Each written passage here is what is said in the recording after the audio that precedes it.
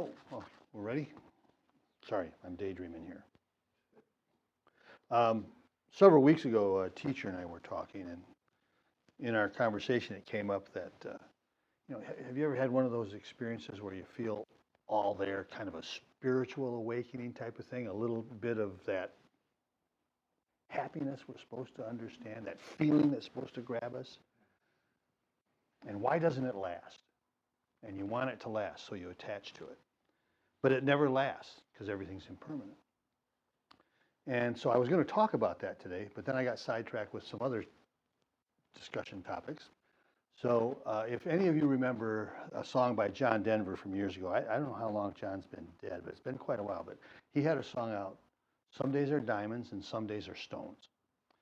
And I really like that song because it made a lot of sense to me.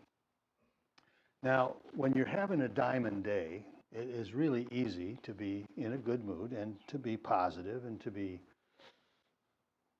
with it, But then some days are stones, and I don't have quite the same reaction to stones as I do to diamonds. It's just not quite the same. However, it should be the same. It should be exactly the same. The attachments and the aversions. So we're going to talk a little bit today about the attachments and the aversions and why they're pretty much the same thing, only wearing a different color.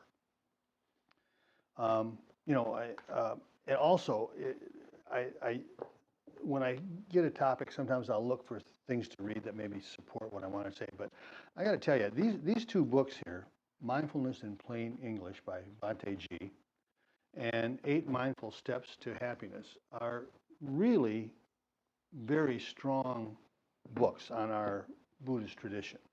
I would recommend it, if you haven't read them, look into it, read them.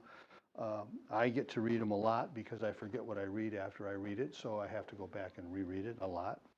But you'll find a lot of what I'm going to talk about in here. And it's not that I'm borrowing from what Bhante G says. I'm actually stealing what Bhante G says, so bear with me. But what brings on this dissatisfaction that we sometimes feel that make a day a stone? Well,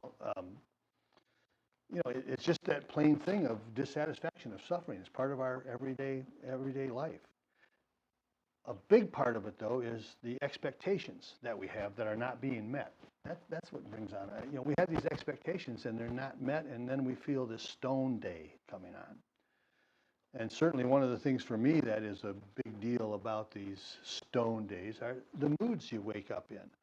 Some days you wake up and you're in a good mood, and some days you wake up and you're in a bad mood. And I don't know why I do that someday. Some days are diamonds and some days are stones. You just got to get through it. You got to put up with it.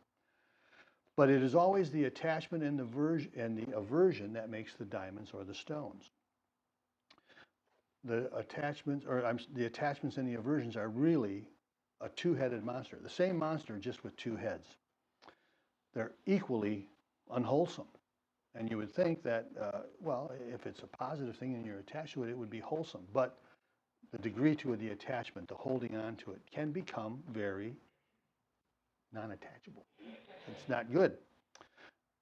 Like I said, they're both based upon our expectations, which can be high, our judgments, our perceptions, and our self-centeredness. And for me, a lot of it is the self-centeredness. I understand, I know that I'm a self-centered person. Not maybe as self-centered as I was 10, 14 years ago, but I'm certainly still self-centered. And the old adage, which I kind of like, and I've said it before, so bear with me, but, I'm not much, but I'm all I think about. And when you think like that, you're going to have attachments or aversions really raise up and have some power. In both the attachment and the aversion, we're dealing with this self-centeredness of the I, the me, the we, the self. And the self takes control. And it seems to be pretty natural for me. I mean, it just takes over. It takes control. Why are they both so strong? Well, part of the reason they're both so strong is because we don't look at them objectively. We look at them from our own perception. Everybody understands the world is not the world as it is, but the world of our perception. Well, when we have these perceptions of aversion or attachment, we are not really looking at them objectively. And if we can step back and be the observer, that has a tendency to lessen the aversion or lessen the attachment. We are not our feelings, our perceptions. These are dependent upon conditions and causes. And a lot of times when we get into that thinking, especially in the when we're trying to attach to something, we think of this if only syndrome. If only I had this, if only I had that. And I'm guilty of that. I do it a lot. But it's a big reason, if only, is a big reason for the attachments and for the aversions. Now, attachments and aversions, they have their basis basically in the 5 hindrances and in the 10 fetters. Now, we've talked about the 5 hindrances. Everybody knows what they are. You know, it's sense desire, ill will, that lethargy, sloth or torpor, restlessness and worry, which for me is a big deal, and doubt, another big deal for me, you know. But all of these hindrances and then the 10 fetters that are present, they're all unwholesome in their way. And that's what we want to be talking about today, is the unwholesomeness of the attachments and the fetters and the aversions. Now, the attachments or the fetters and the aversions have a lot in common. In fact, some of them are exactly the same. But in this eight mindful steps to happiness, which Bhante G goes over very in depth, I think, probably as in depth as I've read or enjoyed reading. But he talks about the 10 fetters, and as their basis, again, the whole foundation is greed or desire, hatred and delusion or ignorance. And bringing to mind the 10 fetters, what they are is that, you know, the first one is a belief in the existence of a permanent self, the belief in the existence of a soul. Do I believe or do I need to believe in a soul? I don't know. That's a metaphysical question that I'm not going to answer. I don't have an answer, and I don't think anybody else has an answer. But if you believe that you have a permanent self, that is a fetter. We have a changing self. All of the time we're changing. Nothing that changes is permanent. The second big fetter is the doubt in the message of the Buddha. Doubt that the Noble Eightfold Path can bring us happiness. If you doubt that, that is a fetter. Again, he talks about it in this, and he does a real good job in it. But the doubt, now, and then I was thinking a little bit differently too, but well, what about doubt in a supreme being or a permanent self? I'm not sure I'd call that doubt. It's just that that's an unknown. I don't know about that. I can't answer it. And if I figured if the Buddha didn't answer those questions to some of his people, I can't probably answer them either. Now, the third fetter that Bhante G talks about is the belief that you can end your suffering by focusing on rituals and rules. Rituals and rules are not even the frosting on the cake. They're something else. I don't say they don't have a purpose, and I don't say that they're not always good, but they're not the epitome of what is supposed to be good or bad. Now, I like many of you probably, I have a little altar at home, and I'll light some candles and I'll light some incense when I do a sitting practice. Not all the time, but some of the time. But the lighting of the candle and the lighting of the incense is not the end-all, be-all. It's the meditation that is the important part. They just kind of help me a little bit. They kind of put me in the mood, but they don't create the mood, okay? The mood is from inside. Obviously, one of the fetters is greed or sensual pleasure, which is one of the hindrances. Hatred, again, ill will, very closely related. It's just there's more to these fetters. They're a little more involved. One of the fetters is the subtle desire to exist in material form. I want this life to go on forever. I've said it before. I know that my life is not permanent. I know that your lives are not permanent. But I know that your lives are going to end, and I'm not so sure mine will. Because that's just the feeling I have, okay? And I know that that feeling is not right, not there, not accurate, but it's there. And I can overcome that feeling through practice. We're going to get back to practice a lot here. The seventh fetter is the subtle desire to exist in an immaterial form. I want to exist after this body goes away in some other form of energy or something. But if I have to believe in that, that could become a fetter. The eighth thing is the conceit or the perception of the self, the identity of the self. Now, we deal with this on a relative and an absolute basis. And on the relative basis, yes, we're here. But in the absolute basis, we're just all part of this cosmic dust that has formed us, and the conditions were right. When you can get beyond that you and you're part of the whole, that does take some of the fetter away. Restlessness and worry is the ninth fetter that Bhante Ji talks about. And I'm a restless person. If you're with me in the house or something, I'm generally walking around, not seated. When the game that I'm watching comes down to about the last 3 or 4 minutes, I'm up walking around because I can't bear to sit. I got to deal with that. And then the 10th fetter is the, ignorance or delusion. We're just not thinking in the right place. Now, a lot of these metaphysical questions come from doubt. And doubt becomes very active when you stray from what you truly know about right now, about this present moment. That's why the meditation practice that we do is so important, is because you're trying to develop a relationship right here, right now, with now. Not about next week, not about the afternoon football game, not about what happened on the golf course yesterday, right now. And of course, faith can alleviate doubt. But faith for a Buddhist is a little bit different than faith for maybe a Christian or somebody who follows Judaism or Islam. Our faith is the faith that the Noble Eightfold Path, that morality, concentration, and wisdom will bring us happiness. The Buddha has promised us that, and I have faith in that. Now, I don't always act on it the way I want to or should. I have some imperfections. I don't know if any of you knew that. There are some imperfections present. But that faith that if we do what this Noble Eightfold Path tells us to do, that happiness is our end result. That's the faith of the Buddhists.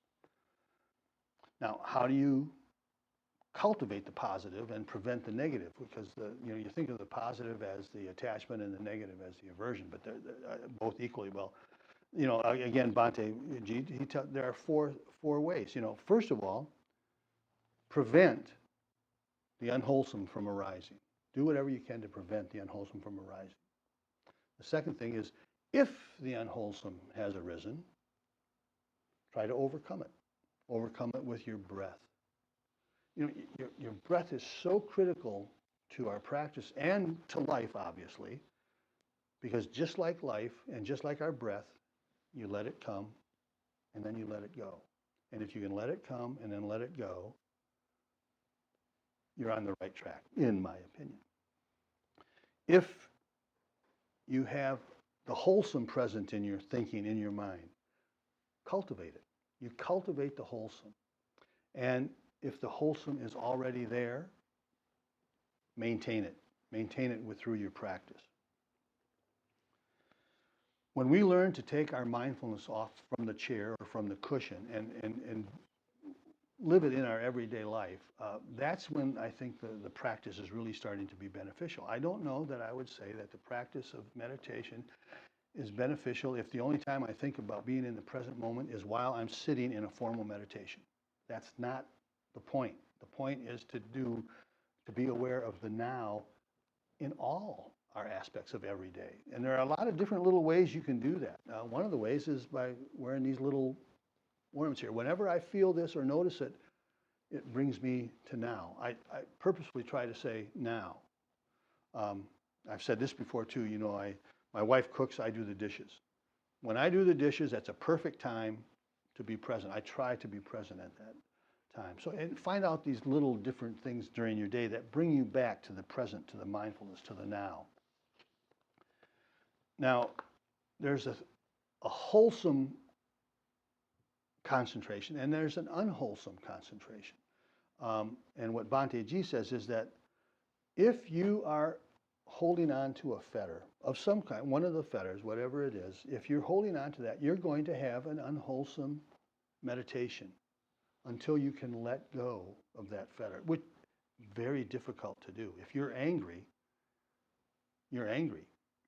But if you're angry and you're focusing on, during your meditation, that just keeps coming up, and yes, I'm angry because, that is an unwholesome meditation. A more wholesome meditation would be anger present, breath. Come back to the breath. Keep coming back to right now, to the breath. When you're present, that's the time you deal with the fetters, not in the future, not in the past. You let them come, you let them go. Fetters, hindrances, unwholesomeness, they will run their course. They will run their course whether you think about them or not. There's a AA card that I had when I was first getting into AA that talked about, said that the desire to drink will pass with or without the drink. And that made a lot of sense to me at the time because I was involved in some heavy drinking. And it was problematic. I wanted more than anything to have a drink, but I wanted more than anything to not have a drink. And that's kind of a confusing mindset for you if you're in the middle of that. But if then I go to my practice and I just focus on my breath, it enables me to leave those things not unattended. I mean, they've been there, but they dissipate. They go away. And my breath, that focus on that one thing, that breath, that one concentration item can allow things to just subside and to go away.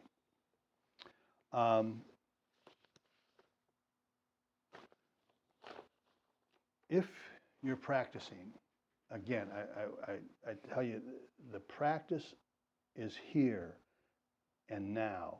And when you start your practice, if this works for me. If it works for you, that's great. If not, don't use it. But when you sit in to get into your meditation, check in with yourself. How are you feeling? What does your body feel like right now when you're starting your meditation? What does your body feel like?